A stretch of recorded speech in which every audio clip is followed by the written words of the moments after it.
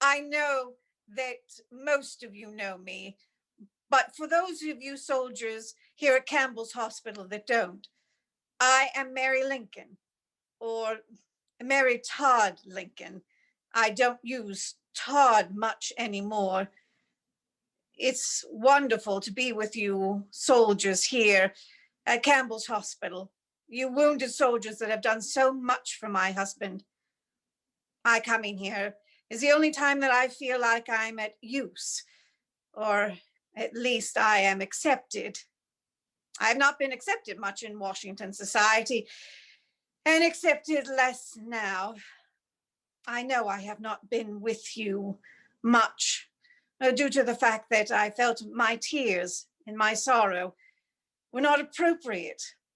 They say tears must be given in private, and those mourn better if they are not hitting their sorrows from the rooftops. I know that many of you know what sorrow is like. Many of you, I look into your eyes and I see the sorrows of fallen comrades, lost brothers, lost family. So you know the pain that I have felt since February, the pain that I have felt since my Willy had gone.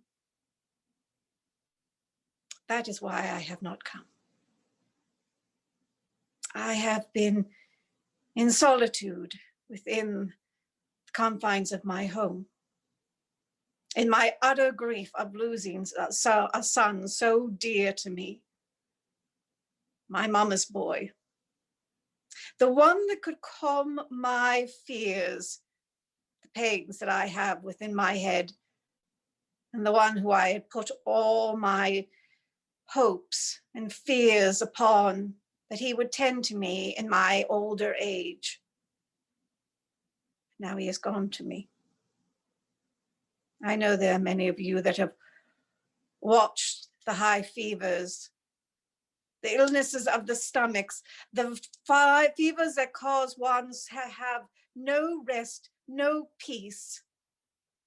They are you that have taken the Peruvian bark, the chamomile, the beef stew, even the blueberry cordials.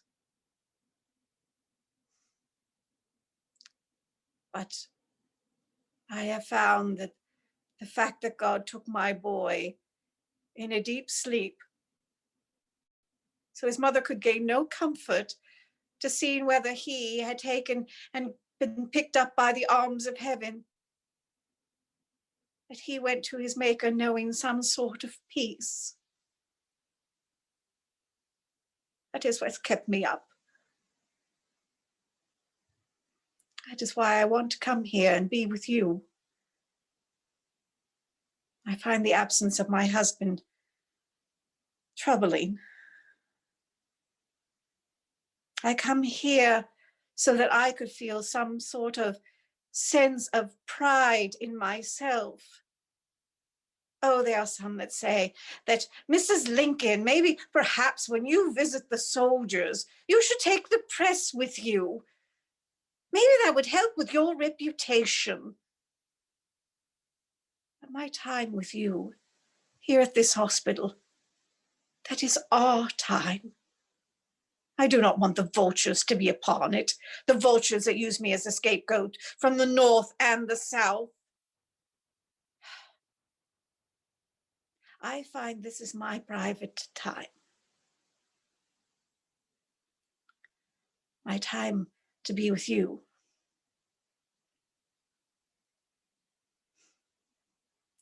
One of the reasons I have come here today is because I am troubled.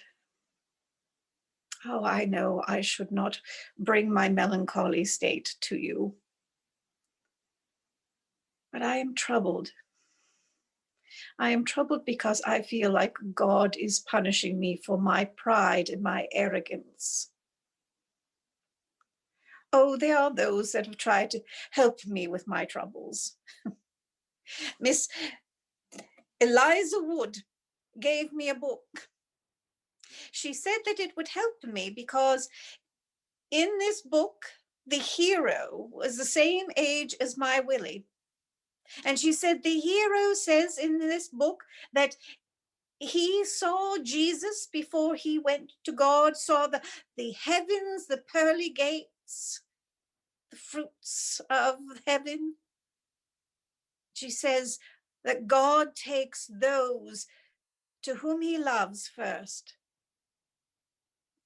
I brought this book to you, hoping it'll bring you the comfort it did not bring me. I also have brought you fruit and eggs.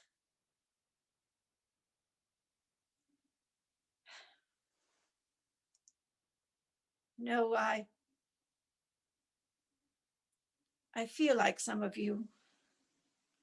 I have sat with you when you have said that you believe that the brother or comrade that fell beside you, that he should have lived and you should have died.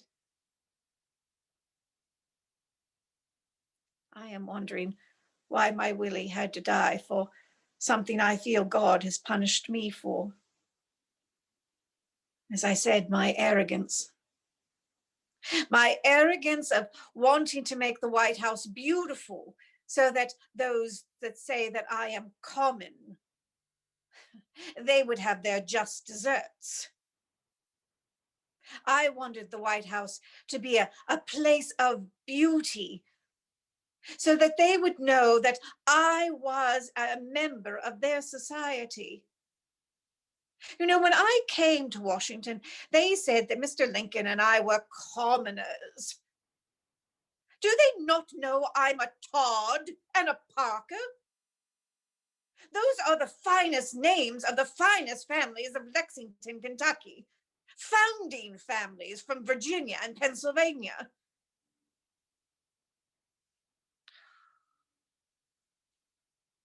I hardly use the Todd name now, though. I don't use it because 3 of my half-brothers and the husband of my dearest sister, Emily, are all fighting for the Confederacy. My brother Sam, my brother David, my brother Alec, and General Helm. My husband had offered Emily's husband a chance to be the quartermaster for the Union Army, but no, a general of the Confederacy, that was what he'd be. So now even more in Washington's society, I am condemned. Oh, I know you've heard it. Mrs. Lincoln, have you heard? She's a Southern spy. Her heart is with the Southern colonies due to her family's relations and connections.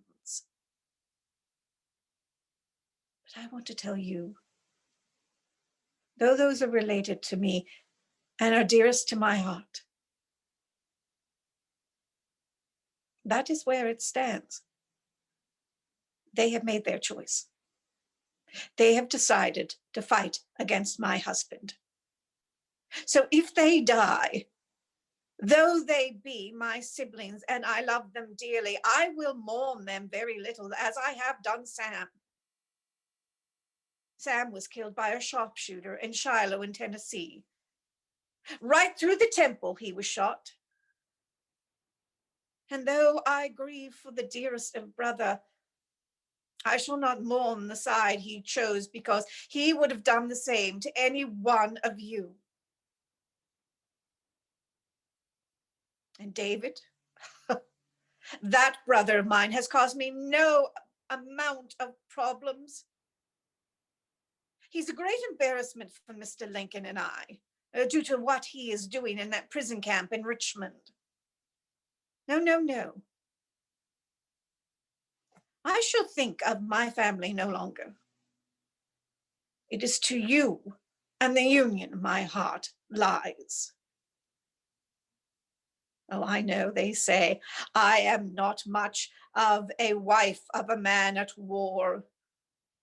I am not like Mrs. Washington. I do not dress frugally. Even Mr. Lincoln has said, "Oh, my dear, the cat's tail is long today." I'm not like Mrs. Madison. I did not save the relics of the White House, but I have saved the White House. Do people not read? I have read the books of Agnes Strickland, Lives of the Queens of England, and they say that those in power should rule from a place of opulence. When my sister and Emily and I came here to the presidential home, we looked over the 32 rooms, and all we could find were broken furniture, peeling wallpapers, carpets that had holes in them. I mean, this place wasn't even fit for a small Springfield cottage.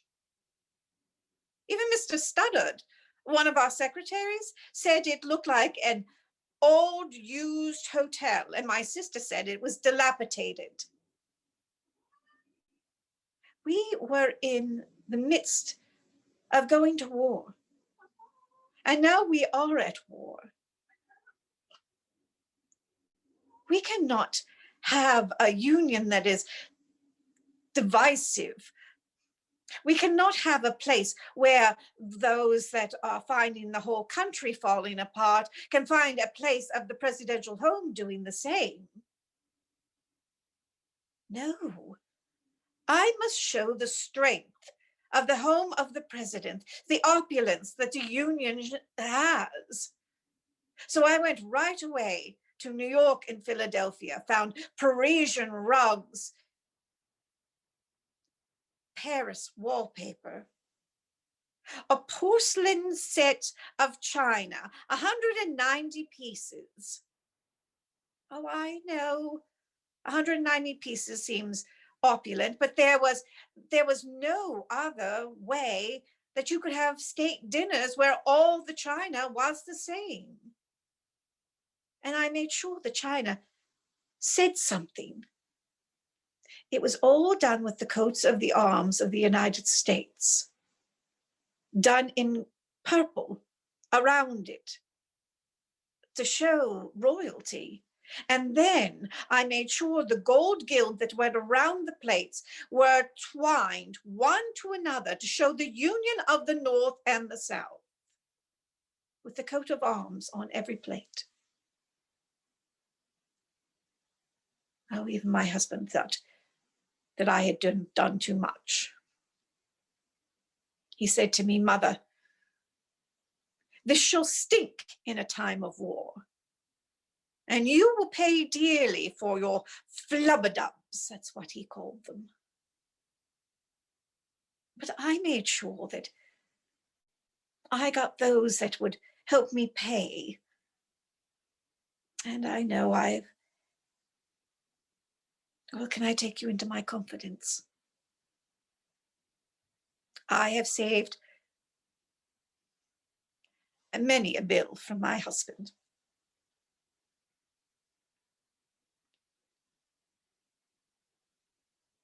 But it was the night I was to show it all off.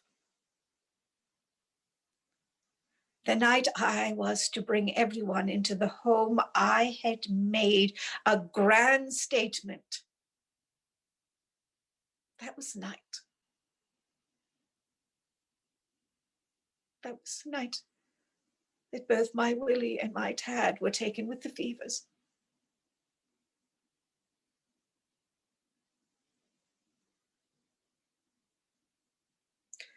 But why was it that my William was the one that had to suffer for it?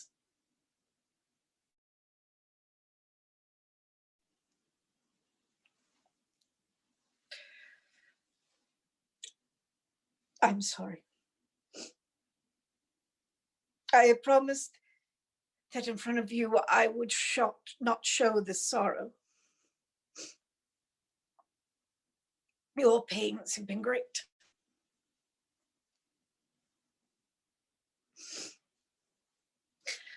Perhaps I could bring you a little comfort that my dressmaker has brought me. Comfort I could not find in the Presbyterian Church. Oh, I know. You have heard of my dressmaker, Elizabeth Keckley. Oh, there are some that say I am too fond of this former slave. But she is one of the finest dressmakers in Washington. I mean, no one condemned her when she dressed the First Lady of the South, Verena Davis. No, Elizabeth Keckley and I have become close. Other than you men here, I have found no other to put my comforts in. She stayed with my William while I went back and forth between the party down below the stairs and a mother's duty above. She lost her son in this war. She said that she was greatly troubled of mind due to the fact that she was not with her son when he died. I told her I was greatly troubled of mind in that William took a deep sleep before he died. She says she has seen a spiritualist, and she recommended that I do the same.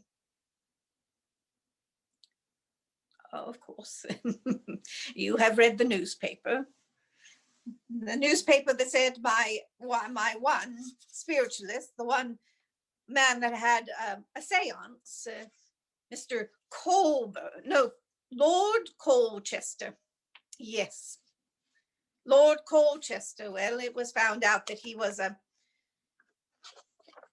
charlatan and his seance was fake. Of course, that had to be done at the White House. But Miss Colburn, she brought me much comfort. Matter of fact, I often see William at the end of my bed. And sometimes when I'm greatly troubled, he brings Eddie with him. Oh, I know. You think, Mrs. Lincoln, you talk to the dead. Even my husband has said, you know, that if I don't get a hold of my grief, there's a sanitarium waiting for me. But it has given me comfort. I said to Miss Keckley that I want to thank Mrs. Colburn. So I want to give her a part in the Interior Department. Oh, I see your face. Mrs. Lincoln, how much control do you have over the presidency? Oh, you've heard my nickname, Hellcat. Some people think I have too much control over my husband. But I don't. I thought I was going to. Matter of fact, I had prepared for it. Oh, I am greatly educated in the ways and politics of men. I had to be. With the death of my mother at a tender age, and a stepmother I cared for not at all. To gain the attentions of my father, I had to learn the ways to speak to him and his friends. So I learned about the political parties. I learned about their platforms. I could speak of politics as well as any man. And I did. It got me to sit at my father's table. I could stay in rooms that were not relegated to women. I helped my husband with his political career in Illinois, running for president. I told him what platforms to use. I told him what words to use. So I thought when we came here, when he got the final goal, because I knew when I met Mr. Lincoln, he was going to be a president. But when we got to our final bounds, I found I was not wanted. Not by his cabinet, not by his society.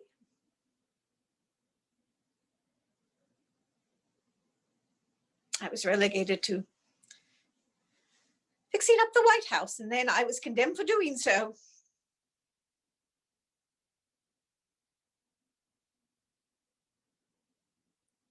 I love being with you because I feel so isolated. I miss my son. But I miss my husband more. I find myself most pleased that if I could take myself to my chamber at 11 of the clock, and even more pleased when my tired and weary husband is in the lounge to meet me.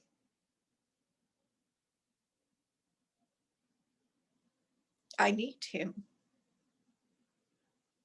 Even in our mourning, we are isolated from one another, for he goes into Willy's room every Thursday night, shuts the door. I cannot bear to go into my son's room. I cannot even go into the guest room where he died.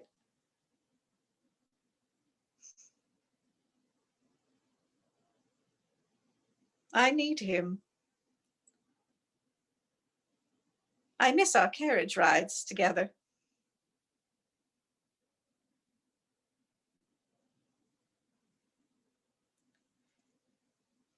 I'm sure there's a lot that you miss too.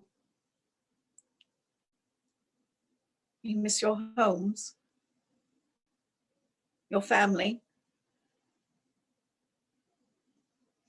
those you hold dear, your jobs. I hope that you will get well soon and that you will come and visit me at the White House. That you will come to the presidential home and there be with the president and myself. I will show you. It is a place of beauty. But you have to go first. I pray this war will all be over and that we will see the Union put back together, and what joy that will bring. If you have some money put aside, I still am collecting money for the contraband, for those slaves that have run away to the north. Elizabeth Keckley, I know, has put it together, but I promised her that if any of you felt like you wanted to give, that I would say something to you. But if you can't, don't feel bad. I will just be happy when there are days are happier. I must take my leave of you. I am to be with Todd this afternoon, and I am already condemned enough for not being a mother to the boy since my William has died. So again, I must fall to the wills of the people. You take care. And I will see you again real soon. And next time, I promise you, I will bring you limes. Good day to you.